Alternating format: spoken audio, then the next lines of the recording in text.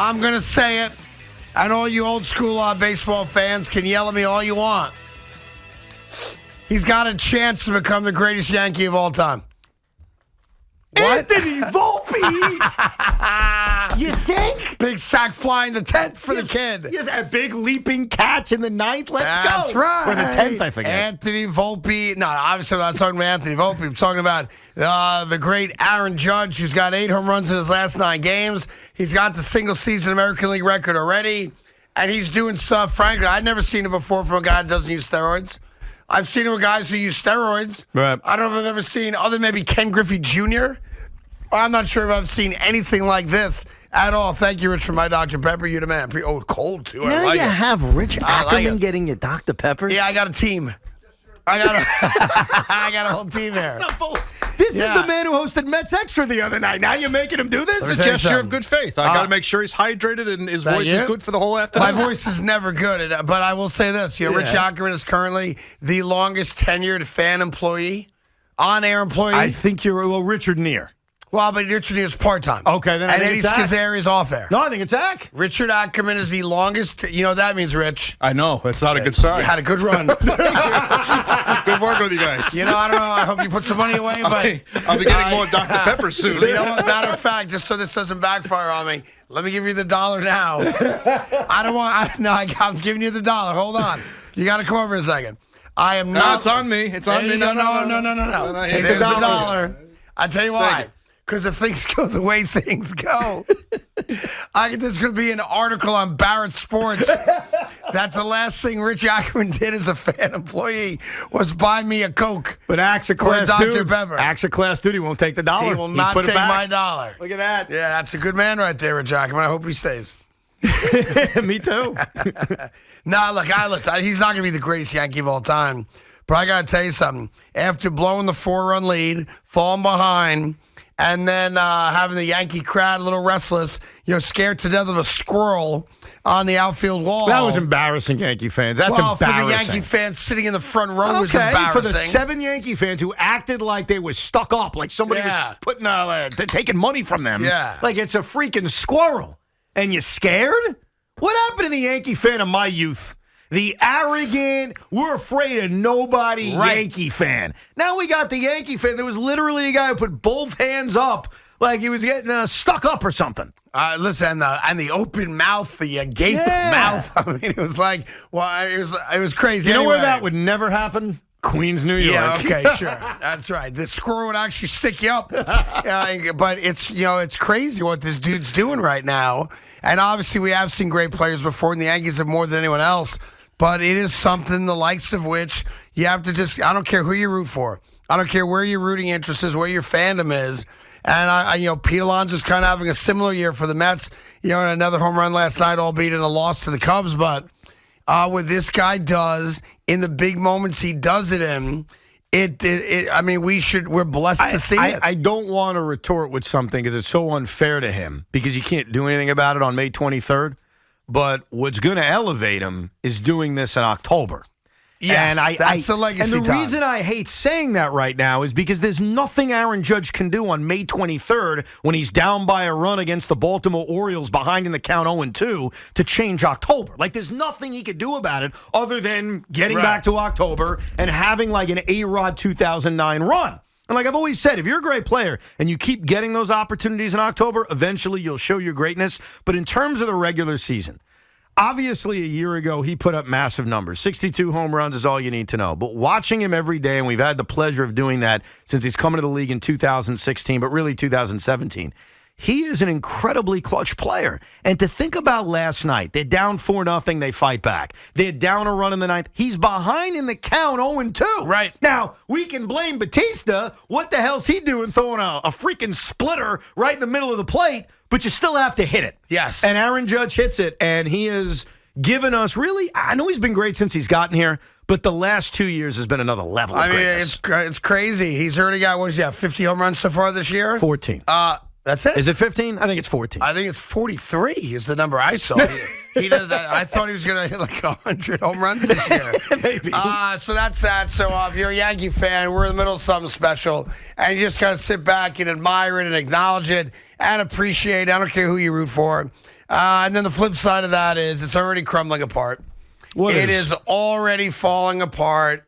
You know, between Aaron Rodgers and the Cavs yesterday, and I didn't realize by the time we got off the air, and I don't know how we missed it, that's on us, that Alan Lazard fell to the ground. Well, first of all, I didn't miss it. He actually continued practicing, and he's fine. He was walked There's off the nothing to field. miss. He's fine. Alan Lazard down for the count. He's fine. He acknowledged on social media he took a shot to the nuts.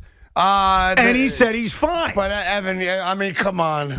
The writing's on the wall. Do we not see what's going on so here? it took you 24 hours to realize what I told you yesterday, which is I'm a little concerned that a 39-year-old injured his calf by walking. It's not even the Aaron Rodgers thing specifically. I appreciate you coming around. Yeah. I always say this to you. Yeah. Sometimes you got to give it time and you realize I'm right about things. Yeah, and even sometimes. you've learned that, so I do appreciate it. It's very rare that I change my stance on something in the course of 24 hours, unless it serves my my selfish interest on television. Right. And then I go ahead and I just go both feet in the deep end as quickly as possible. Right. Alan Lazard hit to the nuts. I mean, he can't have kids.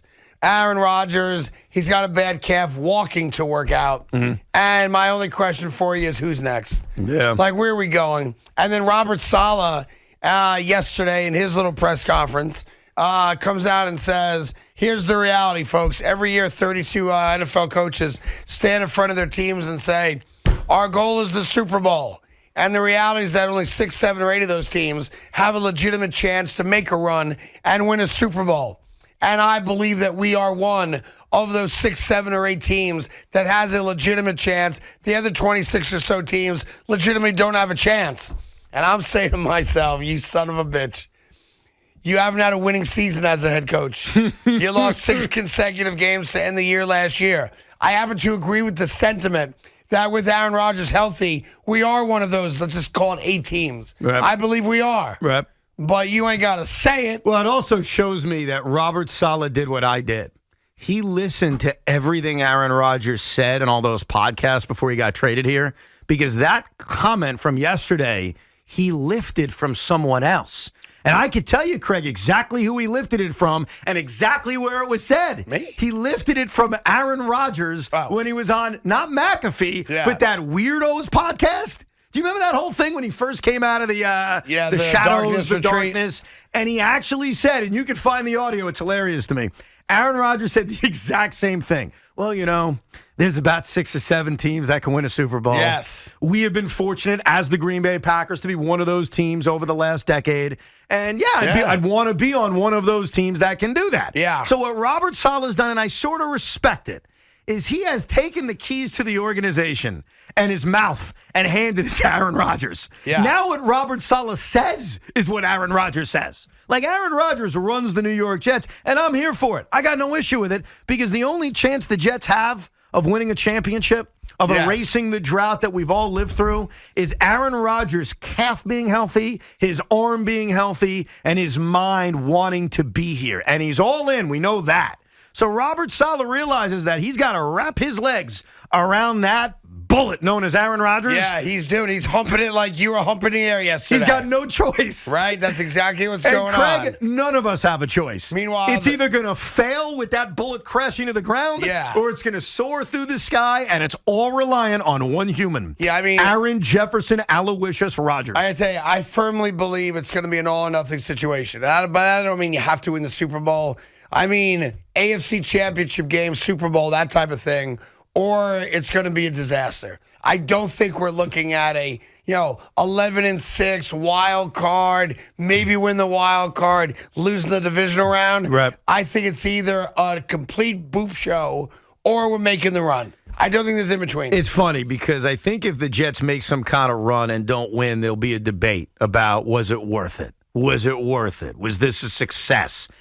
If it's obvious, like they win a Super Bowl, there's no freaking debate. They miss the playoffs, there's no freaking debate. And you're right. Sometimes when you take these kinds of risks, these all-in moves that we've seen franchises do, I raised my hand, I just saw it, and it obviously failed miserably. It was one of the great failures in the history of sports. Sometimes you either get the ultimate success or the ultimate failure. Right. And that may be our future. Meanwhile, the big story from the Jets today, and I know it's a tough story for a lot of reasons, But the New York Jets brought in Matt Araiza today. Matt Araiza was the draft pick of the Buffalo Bills, who was considered like the greatest punter to come out of college. His nickname is actually the Punt God. Yeah, in a very, very long time. Yep. And during training camp last year, an allegation came out that he was involved in a disgusting sexual assault of a young woman on a college campus. He has since been exonerated of those allegations, although he did admit to some things, which is interesting. He's been exonerated for any role in the alleged, and I don't want to say this word a lot on the show, but what amounted to the allegations of a gang rape on a college campus of a young woman. And more information has come out through the investigation, and that is the facts now that he was not present in the room or inside this home where this party was taking place, and therefore was not involved in the gang assault of this young woman or the alleged assault of this young woman. He did, however, admit to having sex with the woman outside of this party in the bushes or something like that. And he's taken ownership of that, but has claimed it was consensual. And I don't think the victim in this case, or alleged victim, denies that part of the story. So here's a young man that lost his career, could have lost his freedom, who we now find out wasn't doing great things that night, but was not involved nor present for the criminal actions of this gang sexual assault. The New York Jets bring him in. He's one of the greatest punters to come out of college in the last 25 years, and the Bills walked away from him. Right. Are you okay with it? I think what the Jets are doing, and they won't be the only ones, is they're bringing him in. They're going to not just work him out, which is obvious. I think they're going to talk to him. And they're going to try to figure out, is this worth it? By talking to him and seeing more about what he has to say and more about kind of the way this is going to be handled when he's asked about it, because he will be. Of course. Whether he's a member of the New York Jets or another franchise.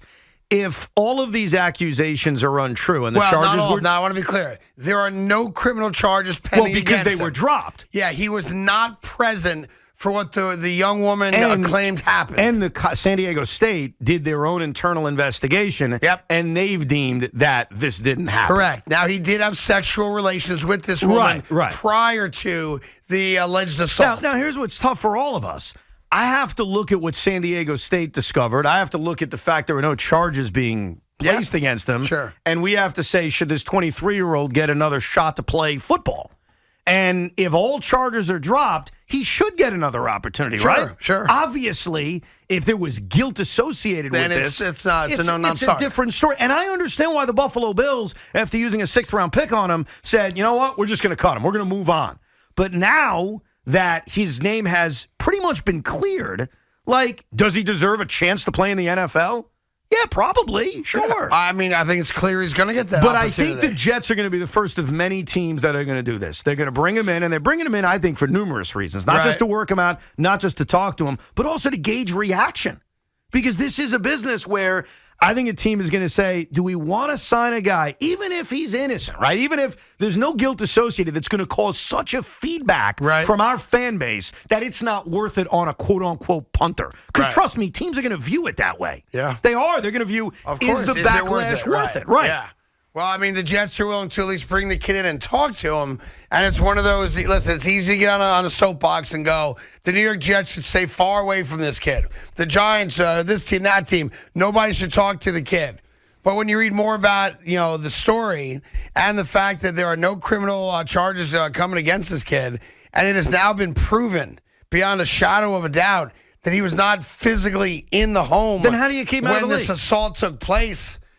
Then how do you keep him out of the league? I think a team would be pretty clean in bringing the kid into play. Right. And the Jets Short leash, obviously. The Jets were the first team to invite him in. I don't think they're going to be the last. No, I think everybody waits for that first team to do it. I could be wrong about this. I don't think we're going to hear by the end of the day, and you could replay it and make fun of me, I guess, that the Jets have signed him. Like, I think it's going to be numerous teams meeting with him, talking to him, working him out. And then eventually, someone's going to sign him. He's going to play in the NFL. And I'll tell you this. I am not going to claim to know all the nitty-gritty of this case. I'm not going to pretend like I've read every single article. I've not. I've read a lot of them, but I would never claim to know all the details of the allegations or where we are in the investigation. There is still a civil suit against him. And he did acknowledge that he had sexual intercourse with this woman prior to the allegations of multiple guys, doing just disgusting things to her while she was passed out drunk, etc., right?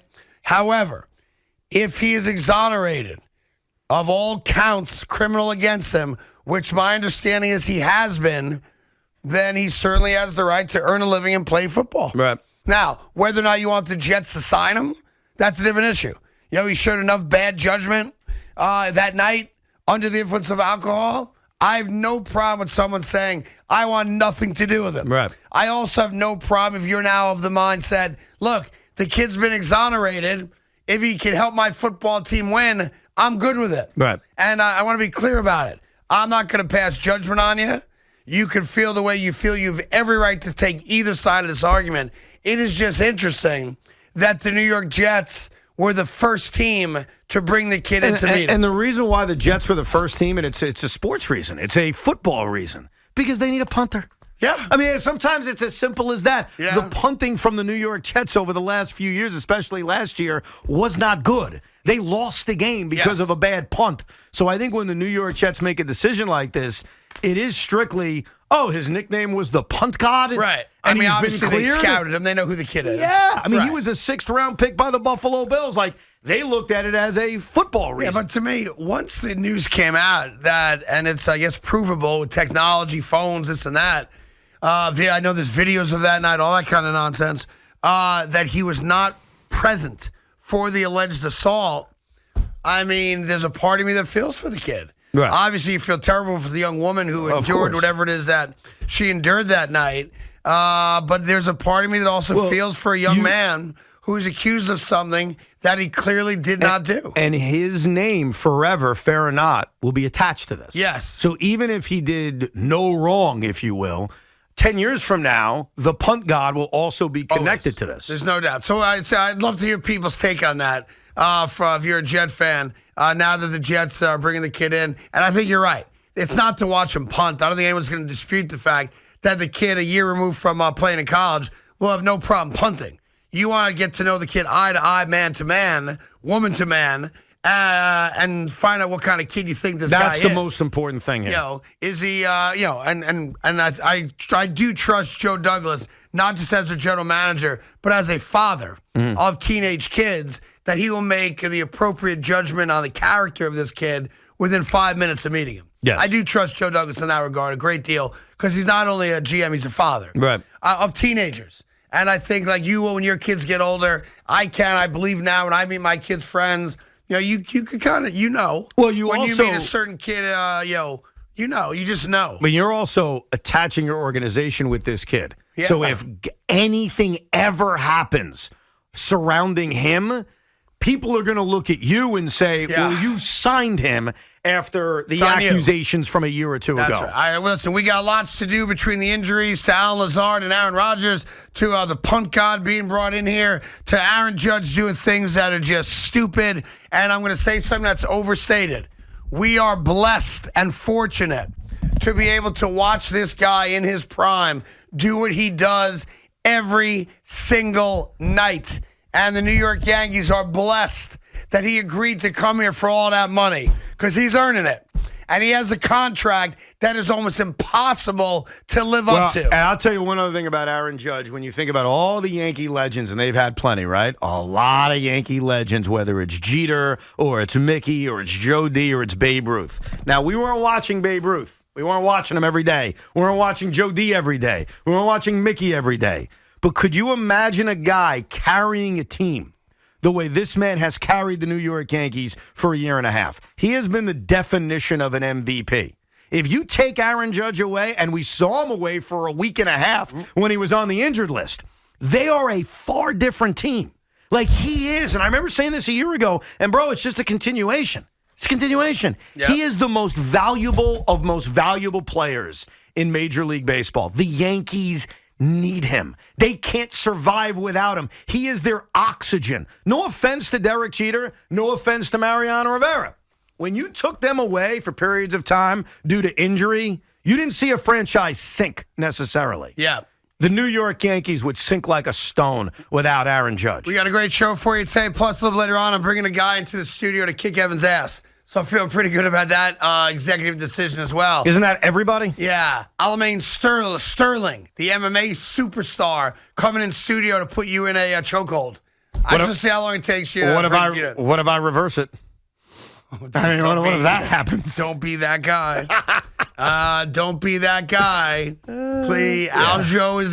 Listen. You know what he would do? Don't be that guy. He would get me to tap out before he touched me. Yeah. He would look at me and I'd be tap. Your body fat would tap out when just him walking into the You're studio. damn right. Anyhow, he's going to swing by in a little bit this afternoon as well. He just won his big fight in Jersey a couple weekends ago, and he'll be in a Long Island guy too.